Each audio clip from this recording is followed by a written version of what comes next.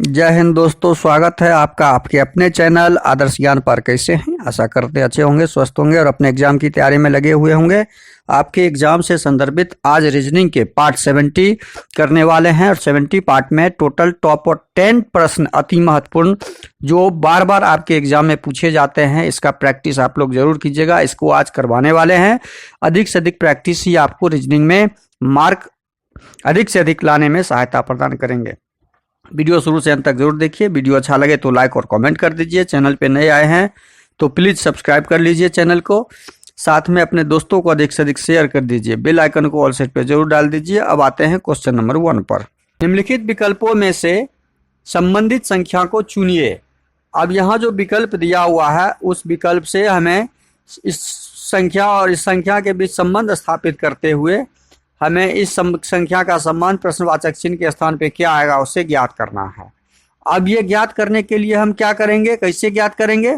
तो इसको ज्ञात करने के लिए हम 925 को 16 के रूप में कैसे कन्वर्ट करेंगे वो ज्ञात करना है। तो 925 को जब 16 में कन्वर्ट करेंगे हम तो कैसे करेंगे, उसे ज्ञात करने के लिए हम क्या करेंगे, 925 को के अंकों को जोड़ेंगे। 9,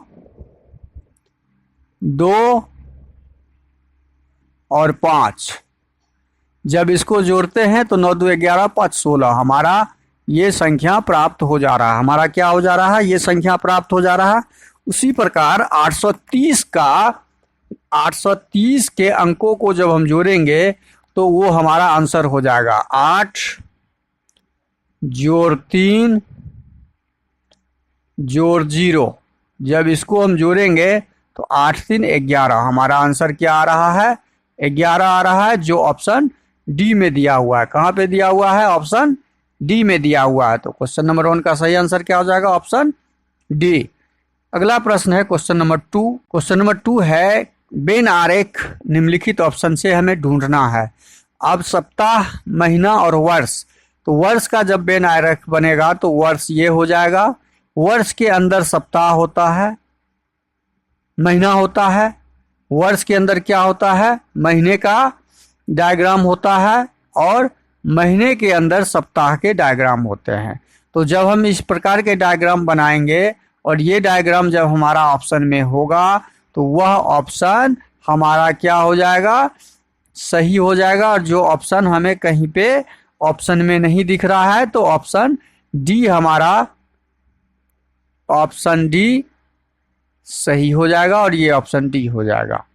अगला प्रश्न है क्वेश्चन नंबर 3। नीचे दी गई श्रृंखला में प्रश्नवाचक चिन्ह के स्थान पर कौन सी संख्या आएगी?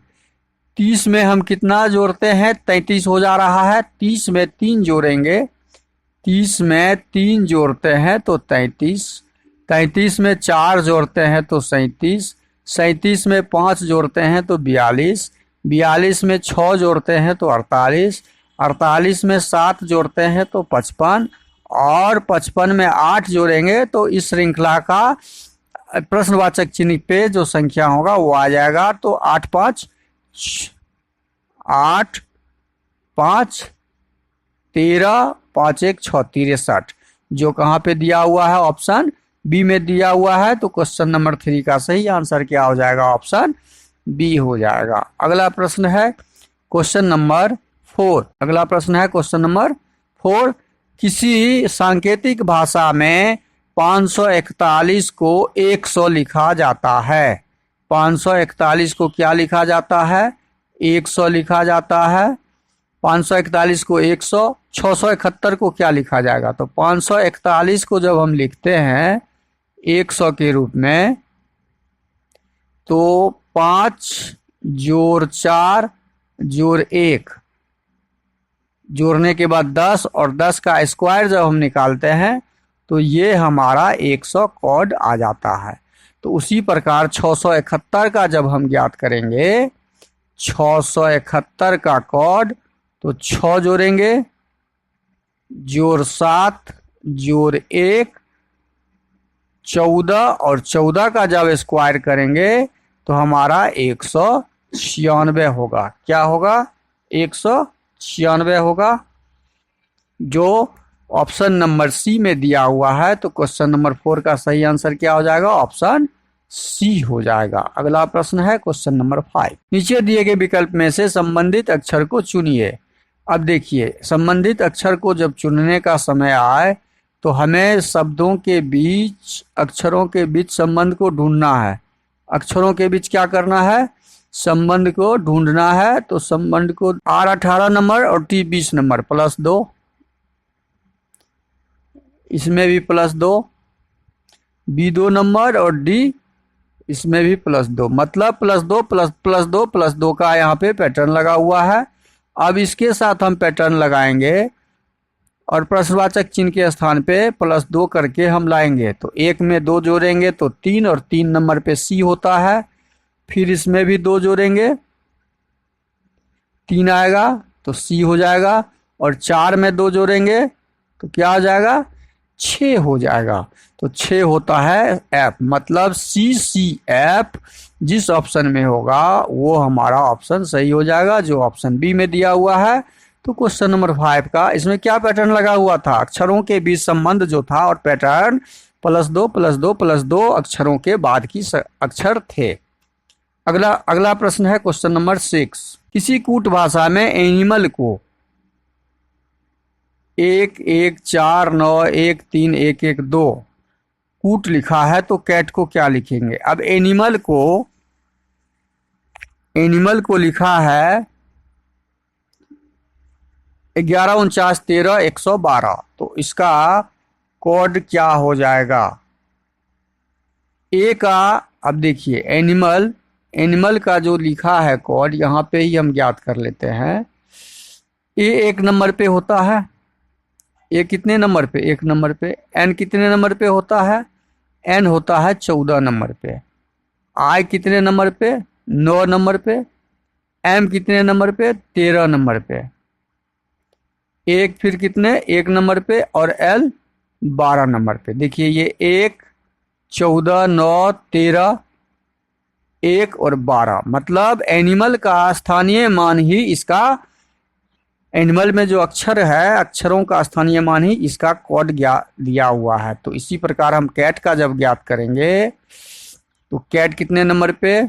C 3 number. C कितने नंबर पे होता है? 3 नंबर पे। ए कितने नंबर पे? 1 नंबर पे। टी कितने नंबर पे? 20, मतलब 31 20 जहाँ पे हमारा आ जाएगा वो हमारा आंसर सही हो जाएगा, जो ऑप्शन डी में दिया हुआ है। क्वेश्चन नंबर 6 का सही आंसर हो जाएगा ऑप्शन डी। अगला प्रश्न है क्वेश्चन नंबर 7। यदि ए बी बराबर 27, बी सी बराबर 125 और सी डी बराबर 343 दिया हो तो ए बी डी बी का कोड क्या होगा? अब ए बी का मान 27 दिया है, तो ए का मान होता है कितना? 1, बी का मान होता है 2 और 1 को यदि हम जोड़ दें तो कितना हो जाएगा हमारा? 3, और 3 का यदि हम घन निकाल लें तो 3 तिये 9 9 तिये 27, मतलब हम स्थानीय मान के जोड़ का घन ज्ञात कर लेते हैं तो हमारा ये कोड प्राप्त हो जाता है। यही हम BC के साथ भी करके देखेंगे, क्या यही लगा हुआ है? B हमारा 2 नंबर, C हमारा 3 नंबर, दोनों को जब जोड़ के घन निकालेंगे, 5 का घन करते हैं तो 125 आ रहा है, और ये 125 यहाँ पे भी दिया हुआ है, तो हमारा कोड निकल गया। अब CD का देखते हैं, क्या यही कोड दिया हुआ है? C हो जाता है आपका 3 नंबर, यहाँ ले लेते हैं इसका C 3 नंबर, जोड़ D 4 नंबर, D कितना? 4, 4 3 7, और 7 का जब घन करेंगे हम तो 7 7 49, 49 7 343 होता है। तो हमने क्या प्राप्त किया? हमने पैटर्न प्राप्त कर लिया। ये स्थानीय मानों का योग का घन ही कोड होता है उस शब्दों का। तो हम A, B और A, B, D, B का कोड ज्ञात करेंगे। तो यह कोड कैसे ज्ञात करेंगे? A का स्थानीय मान 1, B का स्थानीय मान 2, D का स्थानीय मान 4 और B का स्थानीय मान 2। इस सबों को जब जोड़ देंगे हम और जोड़ के बाद जो आएगा उसका घन ज्ञात करेंगे। 2 1 3, 4 3 7, 2 9 और 9 का घन करें तो 9 नमा 81 और 81 नमा 9 8 72, 729 जो ऑप्शन सी में दिया हुआ है। तो हमारा सही आंसर क्या हो जाएगा? Option C. क्या सही हो जाएगा? ऑप्शन सी, 729 हमारा आंसर आएगा जो ऑप्शन सी में दिया हुआ है। तो अगला प्रश्न है क्वेश्चन नंबर 8। क्वेश्चन नंबर 8 को देखिए। एक पंक्ति शिवानी का स्थान दोनों ओर 23वां है तो कुल कितने व्यक्ति हैं? कुल बराबर जैसे निकालना हो तो कुल व्यक्ति की संख्या बराबर होता है बाएं से या ऊपर से दिया हो, बाएं से जोड़ दाएं से, बाएं से जोड़ दाएं से घटे 1। बाएं से और दाएं से दोनों तरफ से हमें 23 संख्या प्राप्त है, उसमें से 1 घटा देंगे तो 23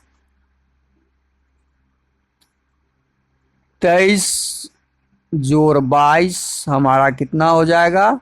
हम यहाँ पे ही ज्ञात कर लेते हैं। 3 2 5, 2 45। हमारा आंसर क्या आ जाएगा? कुल विद्यार्थियों की संख्या 45 हो जाएगी जो ऑप्शन बी में दिया हुआ है। तो क्वेश्चन नंबर 8 का सही आंसर ऑप्शन बी हो जाएगा। अगला प्रश्न है क्वेश्चन नंबर 9। क्वेश्चन नंबर 9 में है एक बॉक्स में ABCD 4 धातु को रखा गया। 4 धातु है कुल।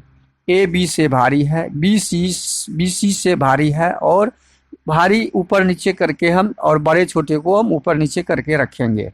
प्रश्न में क्या दिया है? AB से भारी है तो B से A भारी है तो A ऊपर हो जाएगा, B नीचे हो जाएगा। BC से भारी है, B किससे भारी है? C से भारी है तो C नीचे हो जाएगा, B ऊपर हो जाएगा। और A से भारी नहीं है और A से भारी नहीं है तो A से हल्का है। अब क्या दिया है? BC से भारी है और A से भारी नहीं है। बताएं सबसे भारी कौन है? A B से भारी है और B C से भारी है और A से भारी नहीं है। C से भारी है, A से हल्का है। ठीक है, हमने डाल दिया यहाँ पे। बताएं सबसे भारी कौन है? तो सबसे भारी यहाँ पे 4 डब्बा रखा नहीं गया है। C सबसे कम भारी है तो सबसे भारी ऊपर में D एक समान बचा हुआ है जो D ऊपर सबसे ऊपर चला जाएगा। तो हमारा सबसे भारी कौन हो जाएगा? ऑप्शन डी हो जाएगा। सबसे भारी समान ऑप्शन डी सही आंसर हो जाएगा क्वेश्चन नंबर 9 का। अगला प्रश्न है क्वेश्चन नंबर 10। विशाल एक लड़की की ओर इशारा करते हुए कहा कि वह मेरे दादाजी के एकमात्र पुत्र की बहू है। बताए वह लड़की विशाल से किस प्रकार संबंधित है? अब देखिए, विशाल नाम का एक लड़का है, लड़की की ओर इशारा करके बोलता है, लड़की की ओर इशारा करके बोलता है विशाल। ये विशाल है, लड़की की ओर इशारा करके बोलता है वह मेरे दादाजी, मतलब यह विशाल के दादाजी, मतलब दादा का मतलब हुआ पिता का पिता, पिता का पिता हो गया दादा। वह मेरे दादाजी के एकमात्र पुत्र, तो एकमात्र पुत्र पिता ही हो गया इनका, की बहू है। इसकी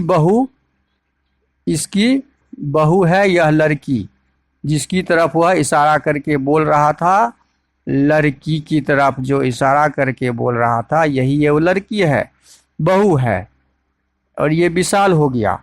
अब इसमें लड़की विशाल से किस प्रकार संबंधित है? विशाल का लड़की कौन लगेगा? विशाल का लड़की कौन लगेगा ये ज्ञात करना है। अब समझिए, विशाल के पिताजी का इकलौता पुत्र विशाल का पिताजी, इकलौता पुत्र विशाल का कौन हो गए? पिताजी हो गए। ये इकलौता पुत्र हो गए किसके? दादा के। तो इसके दादा, जब दादा के पिता, दादा का बेटा तो विशाल का पिता हुआ, और विशाल के पिता का बहू इसकी पत्नी है ना होगी, कौन होगी? विशाल का पत्नी होगी। अब पत्नी होगी तो सही आंसर क्या हो जाएगा? ऑप्शन सी, क्वेश्चन नंबर 10 का। अगला प्रश्न है क्वेश्चन नंबर 11। क्वेश्चन नंबर 11 देखिए, एक ही पासे दो स्थिति दर्शाई गई है, दिए गए पासे में 5 अंक के विपरीत कौन सा अंक होगा? देखिए, जब पासा दो प्रकार के होते हैं, एक होता है मानक और एक होता है सामान्य पासा। दोनों पासा का जानकारी होना जरूरी है।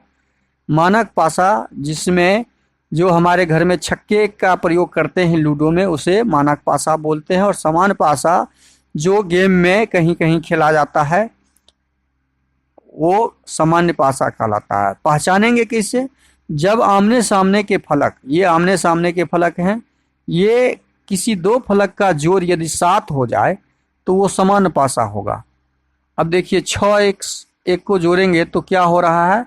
7 हो रहा है, तो ये सामान्य पासा हो जाएगा। ये कौन सा पासा हो जाएगा? सामान्य पासा। यही पहचानने का नियम है। जिस पासे में हम आमने सामने के दो फलक, किसी दो फलक को जोड़ने से 7 प्राप्त नहीं कर पाएंगे तो वह मानक पासा कहलाएगा। अब 6 3 9 5 3 8 ये मानक पासा कहलाएगा। कब? जब ये सिंगल पासा होगा तब।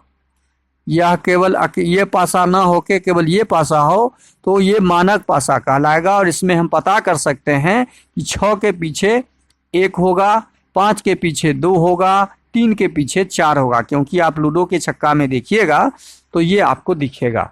6 के ठीक विपरीत 1 होता है। अब हम आते हैं सीधा कहाँ पे? अब हम आते हैं कि सामान्य पासा जब हम पहचान लिए, मानक पासा पहचान लिए, तो अब इस प्रश्न को सॉल्व करेंगे। कैसे? इस प्रश्न को सॉल्व कीजिए। इस प्रश्न में दिया हुआ है 5 के विपरीत हमें ज्ञात करना है। तो ये सामान्य पासा हमने पहचान लिया कि ये सामान्य पासा है। जब सामान्य पासा हो तो दोनों पास से जो दी गई पासा के सीरीज होंगे, 2 3 4 5 जो भी होंगे, उसमें से कोई दो पासा लेके हम उसके अंकों का कॉमन संख्या निकालेंगे। कॉमन संख्या निकालेंगे, क्या करेंगे हम? अब कॉमन अंक निकालेंगे। पासा 1 और पासा 2 का कॉमन अंक हम ज्ञात करेंगे। पासा 1 या पासा 2 ऐसे लिख देते हैं हम। अब कॉमन अंक जब निकालेंगे पासा 1 का, 1 में कॉमन, 1 और 2 का कॉमन कौन सा है? देखिए 3 दोनों में है, यह 3 कॉमन हो गया, ये 3 कॉमन हो गया। 6 दोनों में है, 6 इसमें भी है, 6 इसमें भी है, दोनों कॉमन है। तो 3 और 6, 3 और 6 क्या है? दोनों कॉमन है। तो 5 के विपरीत सीधा हो जाएगा। 5 के विपरीत 1 बचा कौन? 5 के विपरीत 1। तो हमारा आंसर क्या हो जाएगा? 5 के विपरीत 1 हो जाएगा। और जो ऑप्शन सी में दिया हुआ है, जब 1 कॉमन रहे तो अच्छा, जब 2 कॉमन हो जाए तो हमें तीसरी संख्या का विपरीत जो बचा हुआ अंक है वही निकल जाएगा। जो बचे हुए अंक के तीसरी संख्या होंगे वही तीसरी संख्या के विपरीत अंक हो जाएंगे। तो हमारा आंसर क्या हुआ? 5 का विपरीत 1 और 1 का विपरीत 5 हो जाएगा। तो ये हमारा आंसर हो जाएगा जो ऑप्शन सी में दिया हुआ है। अब क्वेश्चन नंबर 12 करते हैं। क्वेश्चन नंबर 12 में है, निम्नलिखित आकृति का जल प्रतिबिंब चयन कीजिए। अब देखिए, नीचे जब प्रतिबिंब, नीचे का ऊपर प्रतिबिंब बने, जल में जब प्रतिबिंब बनता है तो क्या देखना होता है? जल में ऊपर का भाग नीचे और नीचे का भाग ऊपर दिखता है, बस यही फर्क है। अब ये ऊपर का भाग जो है, ये नीचे का भाग ऊपर चला जाएगा तो ये बनेगा जल में। जल में ये तस्वीर बनेगा और ये भाग नीचे आ गया। ये भाग कहाँ आ गया? नीचे आ गया। तो अब हम इस तरह के जल में प्रतिबिंब जब भी बनेगा तो ऑप्शन ये बी संभव नहीं है, ए डी भी संभव नहीं है, ज्यों का त्यों संभव नहीं है। तो ऑप्शन ए क्वेश्चन नंबर 12 का सही आंसर हो जाएगा। अब अगला प्रश्न है क्वेश्चन नंबर 13। क्वेश्चन नंबर 13 देखिए, निम्नलिखित विकल्पों से विषम को पहचानिए। विषम को पहचानने के क्या नियम हैं? हम इसके स्थानीय मान को देखते हैं। 2 से 4, 2 से 4, 4 से 6, मतलब +2 और +2 का यहाँ पे, इसमें भी क्या हुआ है 2 +2, इसमें भी क्या हुआ है +2 +2, लेकिन ये 7 1 8 +1 और 8 2 10 +2 हुआ है। अब भी इसमें अलग, ये देखिए यहाँ पैटर्न क्या है, +2 +2, यहाँ भी +2 +2, यहाँ भी +2 +2, लेकिन यहाँ +1 +1। तो हमारा ऑप्शन बी जो है वो इस तीनों विकल्प में भिन्न विकल्प है, तो विषम क्या हो जाएगा, ऑप्शन बी हो जाएगा। अगला प्रश्न क्वेश्चन नंबर 14 है आपके सामने। नीचे दिए गए विकल्प से संबंधित शब्द का चयन करिए। जूते का संबंध पैर के साथ है, वही संबंध टोपी का किसके साथ होगा वो ज्ञात करना है। तो जूते पैर में पहने जाते हैं, तो टोपी कहाँ पहने जाएंगे, टोपी सिर में पहने जाएंगे। तो सिर हमारा ऑप्शन सी में दिया हुआ है, तो क्वेश्चन नंबर 14 का सही आंसर ऑप्शन सी हो जाएगा। Option A, option B, option D नहीं होगा। अगला प्रश्न है क्वेश्चन नंबर 15। निम्नलिखित प्रश्न में लुप्त संख्या का चयन कीजिए, और लुप्त संख्या का चयन करते हुए हमें बीच की संख्या, बड़ी संख्या प्राप्त करना है, और ये इससे प्रश्नवाचक चिन्ह ज्ञात करना है। तो अब इसमें क्या करेंगे, 0 को 6 के साथ जोड़ेंगे 6, 6 को 4 के साथ जोड़ेंगे 10, और 10 को 2 के साथ जोड़ेंगे तो कितना हो रहा है, 12 हो रहा है। और 12 में जब 2 घटा देंगे तो हमारा 10 आ जा रहा है। क्या आ जा रहा है, 10, जो हमें ऑप्शन जो बीच में दिया हुआ है वो हमें प्राप्त हो गया। इसी प्रकार हम इस 2 को 10 के साथ जोड़ेंगे तो 12, 12 को 8 के साथ जोड़ेंगे तो 20, 20 को 6 के साथ जोड़ेंगे तो 26, और 26 में से हम 2 घटा देंगे, 26 में से 2 घटा देंगे तो हमारा 24, जो यहाँ पे बीच में दिया हुआ है हमारा अंक प्राप्त हो गया। इसी प्रकार हम इस तीसरे वाले का करेंगे। 4 को 14 से जोड़ेंगे, 14 4 18, 18 को 12 से जोड़ेंगे, 18 2 20 10 30, और 30 को 10 से जोड़ेंगे 40, कितना हो जाएगा 40, और 40 में से 2 घटा लेंगे उसी पैटर्न के हिसाब से तो हमारा आंसर 38 आएगा।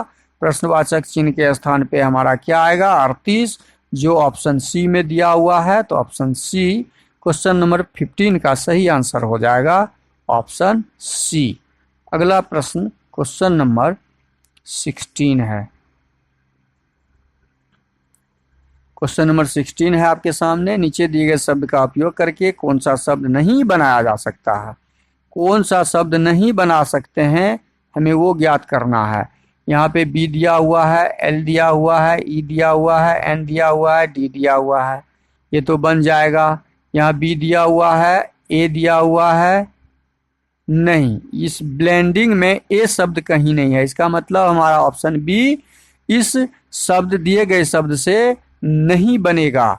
ए कहीं पे है ही नहीं, तो ए जब नहीं है तो ए वाला शब्द कोई नहीं बनेगा। तो क्वेश्चन नंबर 16 का सही आंसर ऑप्शन बी हो जाएगा। क्वेश्चन नंबर 18 आपके सामने है। निम्न आकृति में से कितने वृत्त हैं, कितने वृत्त हैं, वृत्त ज्ञात करना है। वृत्त कैसे ज्ञात करेंगे, काउंट कीजिए, 1 2 वृत्त यहाँ, 3 4 5 6 7 8, 8 इस वाले वृत्त में। अब हम इस वृत्त को गिनते हैं, 1 2 3 4 5, 8 5 13, अब 14 15 16 17, 13 4 17, कुल वृत्तों की संख्या हमारे 17 हैं, जो ऑप्शन बी में दिया हुआ है। तो क्वेश्चन नंबर 18 का सही आंसर ऑप्शन बी हो जाएगा। अब आते हैं क्वेश्चन नंबर 19 पे। क्वेश्चन नंबर 19 में क्या है, नीचे दी गई आकृति किस विकल्प से में चिन्हित है। यह आकृति पी की आकृति है, जो यहाँ पे जीरो की आकृति है। ऑप्शन ए में संभव नहीं है, यहाँ भी जीरो की आकृति है। सी भी संभव नहीं है, यहाँ भी जीरो की आकृति है। डी भी संभव नहीं है, तो यहाँ एक पी की आकृति दिख रहा है, तो ये ऑप्शन बी हमारा सही आंसर हो जाएगा क्वेश्चन नंबर 19 का। अगला प्रश्न है क्वेश्चन नंबर 20 और आज का अंतिम प्रश्न। नीचे दी गई आकृति को पूरा कीजिए, घुमाने की अनुमति नहीं है। तो यहाँ पे जब आकृति एक बनेगी तो एक आकृति ऐसे बनेगी, ये लाइन ऐसे सटेगा। तो इस प्रकार का लाइन ऑप्शन सी में नहीं है, डी में नहीं है, और ये छोटी से बड़ी हुई है, छोटी से बड़ी हुई है, तो ऑप्शन ए हो जाएगा। ऑप्शन बी बड़ी से बड़ी है, ये ऑप्शन बी भी संभव नहीं है। तो क्वेश्चन नंबर 20 का सही आंसर ऑप्शन ए हो जाएगा। वीडियो शुरू से अंत तक जरूर देखिए। वीडियो अच्छा लगे तो लाइक कर दीजिए, चैनल पे नए आए हैं तो सब्सक्राइब कर लीजिए और दोस्तों को शेयर कर दीजिए। थैंक यू, धन्यवाद। जय हिंद, जय भारत।